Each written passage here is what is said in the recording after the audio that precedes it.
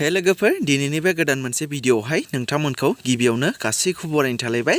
स' लोगोफोर दिनै आं नोंथांमोननि सेराव मोननैसो गोदान आपडेट लानानै फैलायबाय आरो बियो जेबो भिडिअसफोरनि आपडेट नङा। स' मा भिडिअ? स' नोंथांमोना मिथिनो थाखाय भिडिअखौ जोबजासिम नायलाङोब्लानो जाबाय। आरो भिडिअखौ जागायनायनि आगोलावनो नोंथांमोननिसिम आंनि मोनसे रिक्वेस्ट, जिबि बड' मिक्सार बे चेनेलखौ नोंथांमोना अननानै बयबो साबस्क्राइब खालामना होयोब्लानो जाबाय। स' बियो आंनि सेकेन्ड चेनेल लोगोफोर। स' बेयावबो आङो माखासे मोजां भिडिअफोर होबाय थागोन। स' नोंथांमोना अननानै बयबो साबस्क्राइब खालामना लायोब्लानो जाबाय। दानिया फैदो मोननैसो आपडेटनि सायाव। स' गिबि आपडेटआवनो दङ पुजा बर' बिथांनिफ्राय। स' बिथाङा सासे बर'नि फावखुंग्रिबो आरो बिथाङा मोनसे पुजा बर' मुंनि इउटुब चेनेलबो दङ, जाय चेनेलाव 1,34,000निबो बारा साबस्क्राइबार दङ आरो बिथांजोआ एयार हस्टेसावबो खामानि मावो। स' नोंथांमोना सिनायखायो जानांगौ आरो नोंथांमोना एसेब्लाबो मिथिखाबाय जानांगौ जस टक्सआव बिथाङा मोनसे गावनि लाइफ जार्निनि आरो स्ट'रि एबा स्ट्रागल खालामनायनि मोनसे टक श' भिडिअखौ, आरो बे जस टक्सआनो जादों मोनसे जोबोर गिदिर प्लेटफर्म दे लोगोफोर, जेराव गावनि लाइफनि स्ट'रि एबा स्ट्रागल खालामनाय एबा गावनि लाइफ जार्नि बा माबा मोनसे स्ट्रागल खालामनायखौ गुबुननि सिगाङाव शेयार खालामनो चान्स होयो आरो गुबुनखौ मटिभेट खालामो। स' बे जस टक्सआवनो नोंथांमोना बर'नि फावखुंग्रि बिथां पुजा बर'खौ गावनि लाइफनि सोमोन्दै मोनसे टक श' होनायखौ नोंथांमोना बयबो नुनो मोनखादों। स' बे टक श'आवनो बिथाङा माबायदि सौहैखो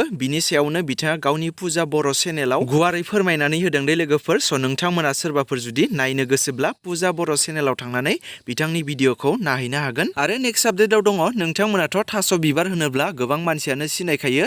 स' बे थास' बिबारनिनो मोनसे गाज्रि भिडिअ बहाबा थांनानै सोरबा सेंग्राजों हमजाबाय होननानै, एबा नोंथांमोना नुखादों जानांगौ जोंमा बसुमतारी एबा एलग्रा बिथाङा नै थास' बिबारा हमजालायबाय होननानै। एलग्रा बिथां एबा जोंमा बसुमतारीखौ नोंथांमोनाथ' सिनायखायो। स' बिथाङा बेफोरबायदि लिरनानै मोनसे भिडिअ हगारदोंमोन। दा बेखौ नुनानै गोबां मानसियानो बे भिडिअखौ शेयार खालामदोंमोन आरो गोबां मानसियानो थास' बिबारखौ हेट कमेन्ट होदोंमोन। नाथाय थास' बिबारा बे भिडिअखौ नुनानै गाव नङा होननानै मोनसे भिडिअनि गेजेरजों बुंदोंमोन, गुबुन हारिनि भिडिअखौ मानो आंखौ सानदों होननानै, आरो बेफोरबायदिनो माखासे क्लियारिफिकेसन होदोंमोन। नाथाय दा जोंमा बसुमतारी एबा एलग्रा बिथाङाबो थास' बिबारनिसिम निमाहा बिहरफिनबाय आरो बे भिडिअआ थास' बिबारनि नङा होननानै जोंमा बसुमतारी बिथाङाबो मोनसे भिडिअनि गेजेरजों बुंनानै होबाय। आरो नेक्स्ट आपडेटआव दङ बर'नि देंखोगिरि भानुमति बंसियारिनि सायाव। मिथिनाय बादिब्ला बाक्सा जिल्लानि सिङाव थानाय मतिपुर अमराबती गामियाव जोनोम मोननाय बर'नि सासे देंखोगिरि आरो मोनसे समाव एबसुनि देंखोमु 1, 2, 3 बादायलायनायाव मेथाइ रोजाबनानै मुंदांखा जानो हानाय आरो बयजोंबो अनसायजानाय मेथाइ रोजाबगिरि भानुमति बंसियारिया दायो गोब्राब बेरामजों नाख्रेबजानानै दायो मुम्बाइनि टाटा मेम'रियेल केन्सार हस्पिटालाव फाहामथाय लागासिनो दङ। आरो मिथिनाय बादिब्ला न'खरनि सुबुंफोरा जा एसे रां दंमोन खरसा खालामनानै बेजोंनो हाजासे